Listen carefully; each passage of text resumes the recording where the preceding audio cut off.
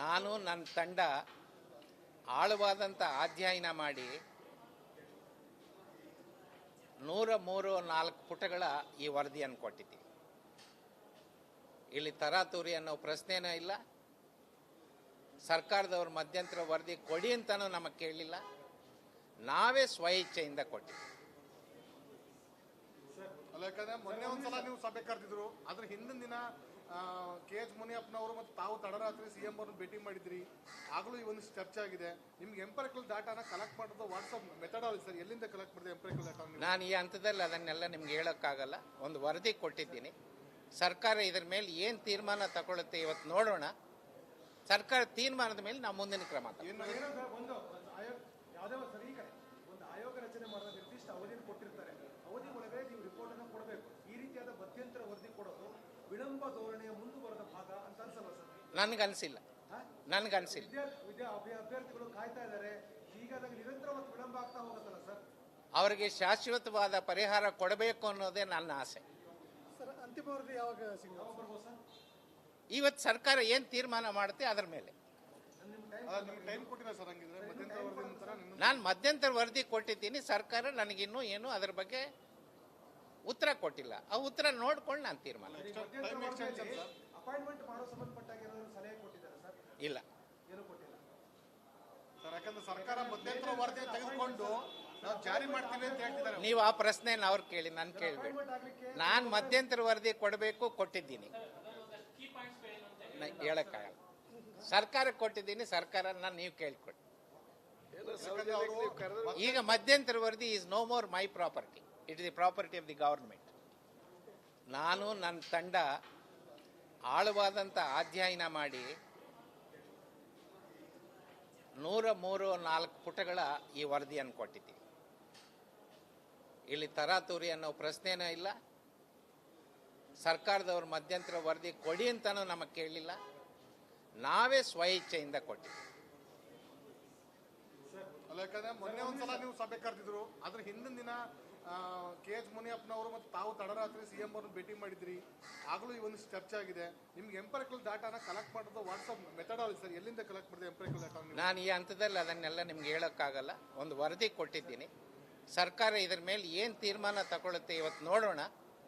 ಸರ್ಕಾರ ತೀರ್ಮಾನದ ಮೇಲೆ ನಾವು ಮುಂದಿನ ಕ್ರಮ.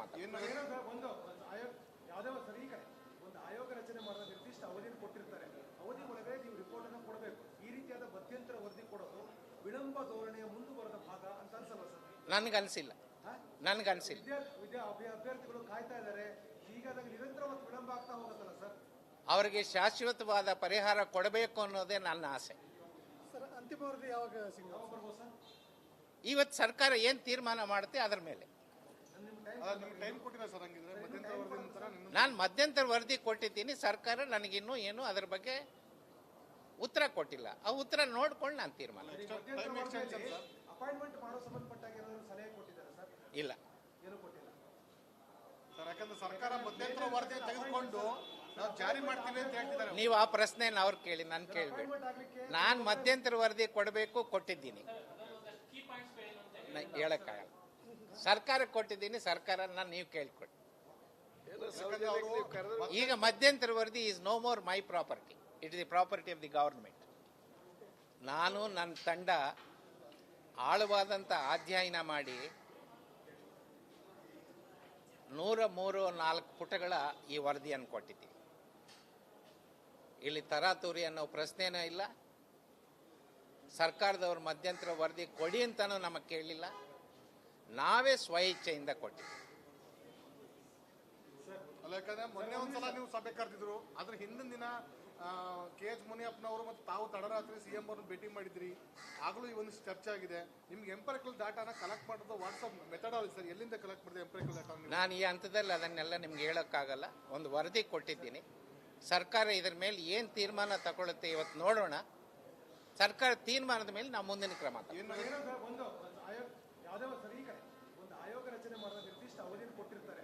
ಅವಧಿ ಒಳಗೆ ನೀವು ರಿಪೋರ್ಟ್ ಅನ್ನು ಕೊಡಬೇಕು. ಈ ರೀತಿಯಾದ ಮಧ್ಯಂತರ ವರದಿ ಕೊಡೋದು ವಿಳಂಬ ಧೋರಣೆಯ ಮುಂದುವರೆದ ಭಾಗ ಅಂತ ಅನ್ಸಲ್ಲ ಸರ್? ನನ್ಗನ್ಸಿಲ್ಲ. ಅಭ್ಯರ್ಥಿಗಳು ಕಾಯ್ತಾ ಇದ್ದಾರೆ. ಹೀಗಾದಾಗ ನಿರಂತರವಾಗಿ ವಿಳಂಬ ಆಗ್ತಾ ಹೋಗುತ್ತಲ್ಲ ಸರ್?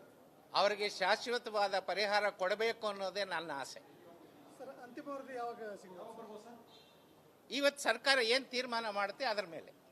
ನಿಮ್ಗೆ ಟೈಮ್ ಕೊಟ್ಟಿಲ್ಲ ಸರ್ ಹಂಗಿದ್ರೆ ಮಧ್ಯಂತರ ವರದಿ ನಂತರ ನಾನು ಮಧ್ಯಂತರ ವರದಿ ಕೊಟ್ಟಿದ್ದೀನಿ, ಸರ್ಕಾರ ನನಗಿನ್ನೂ ಏನು ಅದರ ಬಗ್ಗೆ ಉತ್ತರ ಕೊಟ್ಟಿಲ್ಲ. ಆ ಉತ್ತರ ನೋಡ್ಕೊಂಡು ನಾನು ತೀರ್ಮಾನ ಟೈಮ್ ಎಕ್ಸ್ಟೆನ್ಷನ್ ಸರ್ ಅಪಾಯಿಂಟ್ಮೆಂಟ್ ಮಾಡೋ ಸಂಬಂಧಪಟ್ಟಾಗ ಏನಾದರೂ ಸಲಹೆ ಕೊಟ್ಟಿದ್ದಾರೆ ಸರ್? ಇಲ್ಲ. ಏನೂ ಕೊಟ್ಟಿಲ್ಲ ಸರ್, ಯಾಕಂದ್ರೆ ಸರ್ಕಾರ ಮಧ್ಯಂತರ ವರದಿ ತೆಗೆದುಕೊಂಡು ನಾವು ಜಾರಿ ಮಾಡ್ತೀವಿ ಅಂತ ಹೇಳ್ತಿದ್ದಾರೆ. ನೀವು ಆ ಪ್ರಶ್ನೆನ ಅವ್ರು ಕೇಳಿ, ನಾನು ಕೇಳಬೇಡಿ. ನಾನು ಮಧ್ಯಂತರ ವರದಿ ಕೊಡಬೇಕು, ಕೊಟ್ಟಿದ್ದೀನಿ, ಹೇಳಕ್ಕಾಗಲ್ಲ. ಸರ್ಕಾರಕ್ಕೆ ಕೊಟ್ಟಿದ್ದೀನಿ, ಸರ್ಕಾರನ ನೀವು ಕೇಳ್ಕೊಡಿ. ಈಗ ಮಧ್ಯಂತರ ವರದಿ is no more my property, it is the property of the government. ನಾನು ನನ್ನ ತಂಡ ಆಳವಾದಂಥ ಅಧ್ಯಯನ ಮಾಡಿ 103-4 ಪುಟಗಳ ಈ ವರದಿಯನ್ನು ಕೊಟ್ಟಿದ್ದೀವಿ. ಇಲ್ಲಿ ತರಾತುರಿ ಅನ್ನೋ ಪ್ರಶ್ನೆನೂ ಇಲ್ಲ. ಸರ್ಕಾರದವ್ರ ಮಧ್ಯಂತರ ವರದಿ ಕೊಡಿ ಅಂತಲೂ ನಮಗೆ ಕೇಳಲಿಲ್ಲ, ನಾವೇ ಸ್ವಇಚ್ಛೆಯಿಂದ ಕೊಟ್ಟಿದ್ದೀವಿ. ಅಲ್ಲ, ಯಾಕಂದ್ರೆ ಮೊನ್ನೆ ಒಂದ್ಸಲ ನೀವು ಸಭೆ ಕರೆದಿದ್ರು, ಅದ್ರ ಹಿಂದಿನ ದಿನ KH ಮುನಿಯಪ್ಪನವರು ಮತ್ತು ತಾವು ತಡರಾತ್ರಿ CM ಅವ್ರನ್ನ ಭೇಟಿ ಮಾಡಿದ್ರಿ. ಆಗಲೂ ಈ ಒಂದಿಷ್ಟು ಚರ್ಚೆ ಆಗಿದೆ. ನಿಮ್ಗೆ ಎಂಪರಿಕಲ್ ಡಾಟಾನ ಕಲೆಕ್ಟ್ ಮಾಡೋದು ವಾಟ್ಸಪ್ ಮೆಥಡಾಲಜಿ ಸರ್, ಎಲ್ಲಿಂದ ಕಲೆಕ್ಟ್ ಮಾಡಿದೆ ಎಂಪರಿಕಲ್ ಡಾಟಾ? ನಾನು ಈ ಹಂತದಲ್ಲಿ ಅದನ್ನೆಲ್ಲ ನಿಮ್ಗೆ ಹೇಳೋಕ್ಕಾಗಲ್ಲ. ಒಂದು ವರದಿ ಕೊಟ್ಟಿದ್ದೀನಿ, ಸರ್ಕಾರ ಇದರ ಮೇಲೆ ಏನು ತೀರ್ಮಾನ ತಗೊಳುತ್ತೆ ಇವತ್ತು ನೋಡೋಣ. ಸರ್ಕಾರ ತೀರ್ಮಾನದ ಮೇಲೆ ನಾವು ಮುಂದಿನ ಕ್ರಮ ತಗೊಳ್ತೀವಿ. ಒಂದು ಆಯೋಗ ಯಾವುದೇ ಒಂದು ಸರಿ ಕಡೆ ಒಂದು ಆಯೋಗ ರಚನೆ ಮಾಡಿದ ನಿರ್ದಿಷ್ಟ ಅವಧಿಯನ್ನು ಕೊಟ್ಟಿರ್ತಾರೆ, ಅವಧಿ ಒಳಗೆ ನೀವು ರಿಪೋರ್ಟ್ ಅನ್ನು ಕೊಡಬೇಕು. ಈ ರೀತಿಯಾದ ಮಧ್ಯಂತರ ವರದಿ ಕೊಡೋದು ವಿಳಂಬ ಧೋರಣೆಯ ಮುಂದುವರೆದ ಭಾಗ ಅಂತ ಅನ್ಸಲ್ಲ ಸರ್? ನನಗನ್ಸಿಲ್ಲ. ಅಭ್ಯರ್ಥಿಗಳು ಕಾಯ್ತಾ ಇದ್ದಾರೆ, ಹೀಗಾದಾಗ ನಿರಂತರವಾಗಿ ವಿಳಂಬ ಆಗ್ತಾ ಹೋಗುತ್ತಲ್ಲ ಸರ್? ಅವರಿಗೆ ಶಾಶ್ವತವಾದ ಪರಿಹಾರ ಕೊಡಬೇಕು ಅನ್ನೋದೇ ನನ್ನ ಆಸೆ. ಸರ್ ಅಂತಿಮ ವರದಿ ಯಾವಾಗ ಬರ್ಬೋದು ಸರ್? ಇವತ್ತು ಸರ್ಕಾರ ಏನು ತೀರ್ಮಾನ ಮಾಡುತ್ತೆ ಅದರ ಮೇಲೆ. ನಿಮ್ಗೆ ಟೈಮ್ ಕೊಟ್ಟಿಲ್ಲ ಸರ್ ಹಂಗಿದ್ರೆ ಮಧ್ಯಂತರ ವರದಿ ನಂತರ ನಾನು ಮಧ್ಯಂತರ ವರದಿ ಕೊಟ್ಟಿದ್ದೀನಿ, ಸರ್ಕಾರ ನನಗಿನ್ನೂ ಏನು ಅದರ ಬಗ್ಗೆ ಉತ್ತರ ಕೊಟ್ಟಿಲ್ಲ. ಆ ಉತ್ತರ ನೋಡ್ಕೊಂಡು ನಾನು ತೀರ್ಮಾನ. ಟೈಮ್ ಎಕ್ಸ್ಟೆನ್ಷನ್ ಸರ್ ಅಪಾಯಿಂಟ್ಮೆಂಟ್ ಮಾಡೋ ಸಂಬಂಧಪಟ್ಟಾಗ ಏನಾದರೂ ಸಲಹೆ ಕೊಟ್ಟಿದ್ದಾರೆ ಸರ್?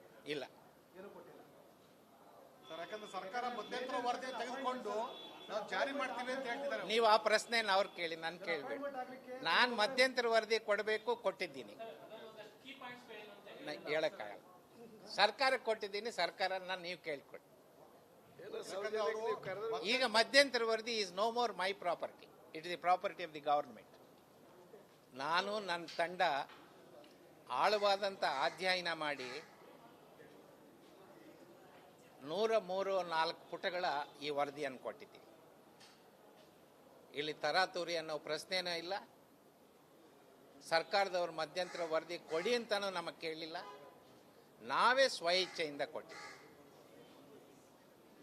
ಅಲ್ಲ, ಯಾಕಂದ್ರೆ ಮೊನ್ನೆ ಒಂದ್ಸಲ ನೀವು ಸಭೆ ಕರೆದಿದ್ರು, ಅದ್ರ ಹಿಂದಿನ ದಿನ KH ಮುನಿಯಪ್ಪನವರು ಮತ್ತು ತಾವು ತಡರಾತ್ರಿ CM ಅವ್ರನ್ನ ಭೇಟಿ ಮಾಡಿದ್ರಿ. ಆಗಲೂ ಈ ಒಂದಿಷ್ಟು ಚರ್ಚೆ ಆಗಿದೆ. ನಿಮ್ಗೆ ಎಂಪರಿಕಲ್ ಡಾಟಾನ ಕಲೆಕ್ಟ್ ಮಾಡೋದು ವಾಟ್ಸಪ್ ಮೆಥಡಾಲಜಿ ಸರ್, ಎಲ್ಲಿಂದ ಕಲೆಕ್ಟ್ ಮಾಡಿದೆ ಎಂಪರಿಕಲ್ ಡಾಟಾ? ನಾನು ಈ ಹಂತದಲ್ಲಿ ಅದನ್ನೆಲ್ಲ ನಿಮ್ಗೆ ಹೇಳೋಕ್ಕಾಗಲ್ಲ. ಒಂದು ವರದಿ ಕೊಟ್ಟಿದ್ದೀನಿ, ಸರ್ಕಾರ ಇದರ ಮೇಲೆ ಏನು ತೀರ್ಮಾನ ತಗೊಳುತ್ತೆ ಇವತ್ತು ನೋಡೋಣ. ಸರ್ಕಾರ ತೀರ್ಮಾನದ ಮೇಲೆ ನಾವು ಮುಂದಿನ ಕ್ರಮ ತಗೊಳ್ತೀವಿ. ಒಂದು ಆಯೋಗ ಯಾವುದೇ ಒಂದು ಸರಿ ಕಡೆ ಒಂದು ಆಯೋಗ ರಚನೆ ಮಾಡಿದ ನಿರ್ದಿಷ್ಟ ಅವಧಿಯನ್ನು ಕೊಟ್ಟಿರ್ತಾರೆ, ಅವಧಿ ಒಳಗೆ ನೀವು ರಿಪೋರ್ಟ್ ಅನ್ನು ಕೊಡಬೇಕು. ಈ ರೀತಿಯಾದ ಮಧ್ಯಂತರ ವರದಿ ಕೊಡೋದು ವಿಳಂಬ ಧೋರಣೆಯ ಮುಂದುವರೆದ ಭಾಗ ಅಂತ ಅನ್ಸಲ್ಲ ಸರ್? ನನಗನ್ಸಿಲ್ಲ. ಅಭ್ಯರ್ಥಿಗಳು ಕಾಯ್ತಾ ಇದ್ದಾರೆ, ಹೀಗಾದಾಗ ನಿರಂತರವಾಗಿ ವಿಳಂಬ ಆಗ್ತಾ ಹೋಗುತ್ತಲ್ಲ ಸರ್? ಅವರಿಗೆ ಶಾಶ್ವತವಾದ ಪರಿಹಾರ ಕೊಡಬೇಕು ಅನ್ನೋದೇ ನನ್ನ ಆಸೆ. ಸರ್ ಅಂತಿಮ ವರದಿ ಯಾವಾಗ ಬರ್ಬೋದು ಸರ್? ಇವತ್ತು ಸರ್ಕಾರ ಏನು ತೀರ್ಮಾನ ಮಾಡುತ್ತೆ ಅದರ ಮೇಲೆ. ನಿಮ್ಗೆ ಟೈಮ್ ಕೊಟ್ಟಿಲ್ಲ ಸರ್ ಹಂಗಿದ್ರೆ ಮಧ್ಯಂತರ ವರದಿ ನಂತರ ನಾನು ಮಧ್ಯಂತರ ವರದಿ ಕೊಟ್ಟಿದ್ದೀನಿ, ಸರ್ಕಾರ ನನಗಿನ್ನೂ ಏನು ಅದರ ಬಗ್ಗೆ ಉತ್ತರ ಕೊಟ್ಟಿಲ್ಲ. ಆ ಉತ್ತರ ನೋಡ್ಕೊಂಡು ನಾನು ತೀರ್ಮಾನ. ಟೈಮ್ ಎಕ್ಸ್ಟೆನ್ಷನ್ ಸರ್ ಅಪಾಯಿಂಟ್ಮೆಂಟ್ ಮಾಡೋ ಸಂಬಂಧಪಟ್ಟಾಗ ಏನಾದರೂ ಸಲಹೆ ಕೊಟ್ಟಿದ್ದಾರೆ ಸರ್? ಇಲ್ಲ. ಏನೂ ಕೊಟ್ಟಿಲ್ಲ ಸರ್, ಯಾಕಂದ್ರೆ ಸರ್ಕಾರ ಮಧ್ಯಂತರ ವರದಿ ತೆಗೆದುಕೊಂಡು ನಾವು ಜಾರಿ ಮಾಡ್ತೀವಿ ಅಂತ ಹೇಳ್ತಿದ್ದಾರೆ. ನೀವು ಆ ಪ್ರಶ್ನೆನ ಅವ್ರು ಕೇಳಿ, ನಾನು ಕೇಳಬೇಡಿ. ನಾನು ಮಧ್ಯಂತರ ವರದಿ ಕೊಡಬೇಕು, ಕೊಟ್ಟಿದ್ದೀನಿ, ಹೇಳಕ್ಕಾಗಲ್ಲ.